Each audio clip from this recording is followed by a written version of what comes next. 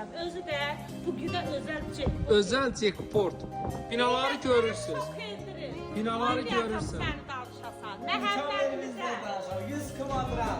Kolonla dikilmiş ev. Paket olsa. Gəl.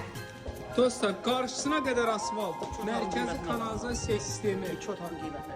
Həqiqətən də. Vallahi şok bir dənə rəqəmdir. Kim alsa vuracaq. Yola yaxın, maşında yaxın. Düz binaların yanı. Dostlar, ən bahalı bir ərazi. Kalon, beton, altı beton, üstü beton. Belə mətbəx.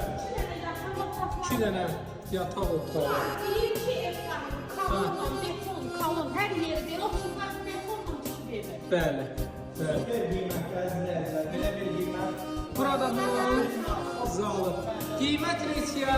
Qiymət bilirlər sənə, bu günə özəl, Ha. kimdən gəlirsə 84 günə 85 min manat. Yox, mən danışım 84 günə. Qiymət olaraq 85 min manat. 050 756